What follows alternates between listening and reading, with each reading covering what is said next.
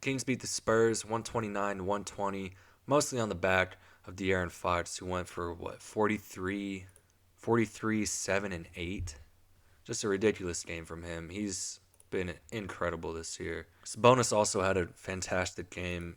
The two of them, man, like the Kings really do have two superstars on their team. There's just no other way to put it. Like Sabonis and Fox are two of the best players in the league. Maybe top 20, both of them. Malik Monk also had a great game, 20 points, 8 assists coming off the bench. He provided a huge spark, and he's one of the main reasons that we were able to come back from being down like 20 points early in the first quarter. He came in and lit a fire for this team. But man, would have been nice to get some help from some other guys on this team. I mean, Barnes, he's been struggling. Keegan, he had been playing a lot better. And he's still like making an impact on the defensive side, and he's still rebounding pretty well too.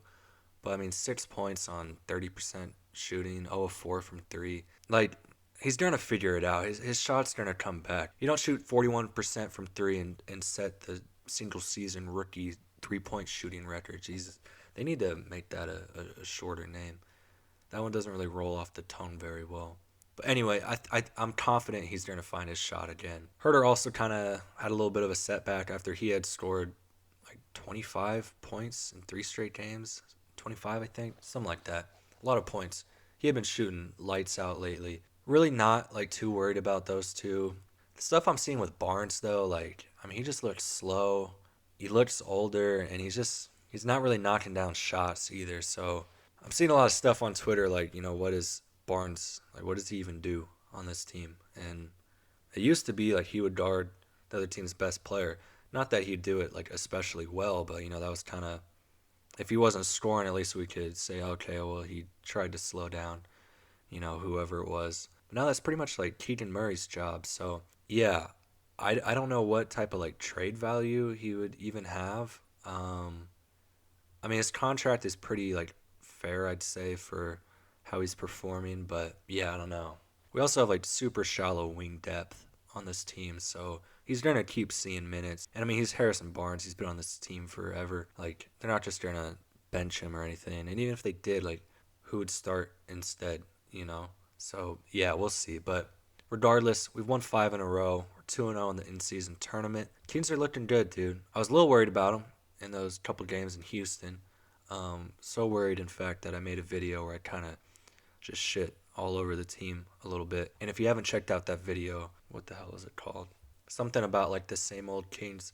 It's on the channel. It's in black and white. You can check it out. It's just a few clicks away. But hey, Kings are 5-0 since I posted that video. So maybe my opinions do matter after all. But yeah, this game in particular, honestly, like Kings as a whole didn't really play super well. There was like, we had good spurts where we were moving the ball around a lot, finding the open man, on the defensive side, like got a bunch of steals. Yeah, 10 steals on the night. Pretty sure we had 20 against the Lakers on Wednesday. So, like, really like what I'm seeing on the defensive side. Mainly, like, it really is just, like, an effort thing, I feel like, and like, a collective buy-in from the team. So, love that. But, yeah, I mean, not, like, a phenomenal game, which is exactly why the Spurs kind of hung around there for a while. I mean, obviously, having Wemby helps, too, but... Oh, and fucking Zach Collins went off for 28. Crazy, like, what if scenario if we had held on to that 10th pick, but then we wouldn't have gotten 10 games out of Harry Giles. So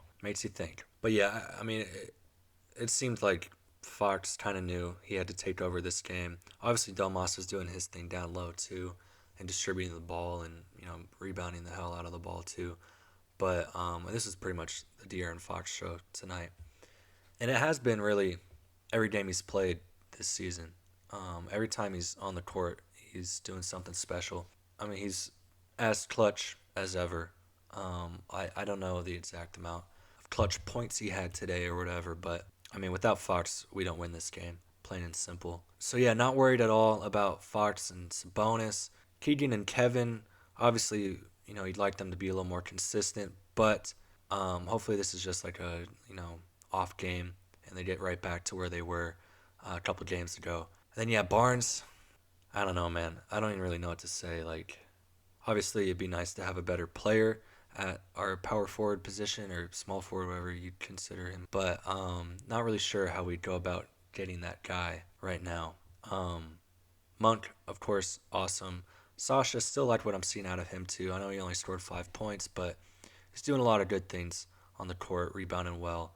And I think as the season progresses, he'll kind of get a little more involved in the offense rather than just being kind of a catch and shoot guy. Like I feel like we're only seeing the tip of the iceberg of like his game. But yeah, and then the rest of the bench, they did their thing. But I'm starting to bore myself a little bit, so I will stop talking. Great Kings win. Got the win. That's all that matters. And we are moving on to Dallas on Sunday. Should be a great game. Looking forward to that one. But yeah, go Kings. And as always, after a win, let's light that beam.